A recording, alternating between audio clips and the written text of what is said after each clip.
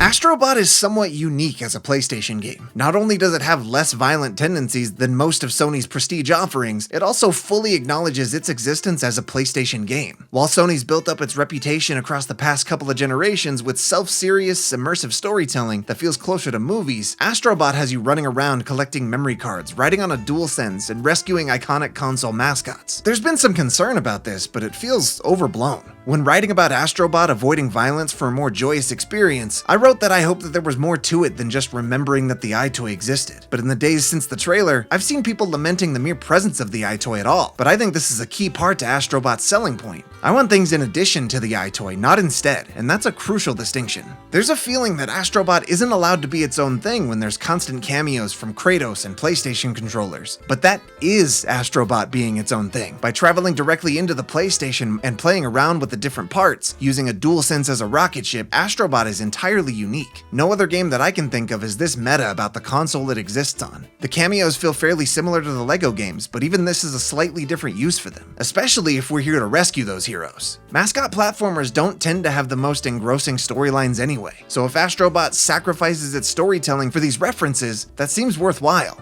They're not just, as so many references are these days, empty reminders that Sony owns a lot of slop. Astro Bot's core design ideology is in playing around with the meta of PlayStation and its legacy, and letting players experience this in a whole new way.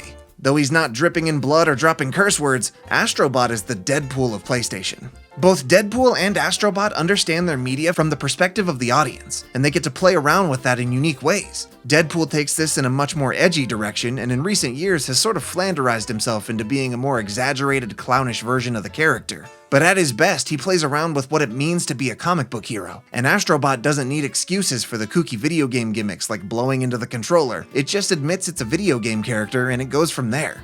There's the worry over lack of future-proofing to a series that's all about celebrating PlayStation mascots. With games taking longer to make and many studios relying on the safety of remakes and sequels, there are far fewer mascots around these days than there once were, and that trend could well continue. That kind of thing would make it very difficult to make an Astro Bot in, say, 20 years, if all we have between now and then are 3 more Aloy games, 2 Kratos games, Naughty Dog's rumored fantasy IP follow-up to The Last of Us, and roughly 6 million dead-in-a-year 5v5 live service games. It's true, in 2044, I probably won't be excited about meeting the heroes from Concord in the new Astro Bot game, but this is not a condition placed on any other game. The fact it might struggle in 20 years' time just feels like an odd thing to worry about. This is set to be the 3rd Astro Bot game, all of which have had different focuses, and this is the first to stand on its own 2 feet. We, along with Team Asobi, are still discovering what Astro Bot is, and that's a journey I plan on enjoying. I get that Astro Bot's interlinked to PlayStation's mascots, and may well run out of road in the future, but who's to say it can't change course as soon as it needs to?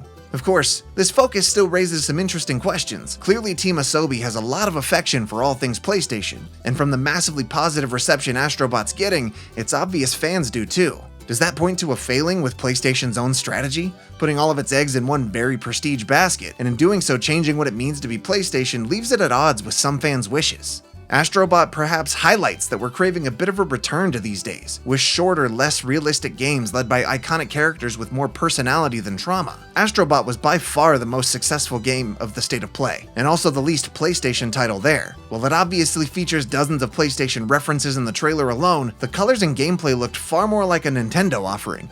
Rather than just borrowing from PlayStation's history, Astro Bot should alter it by encouraging more studios to break away from the HBOization they've kind of fallen into.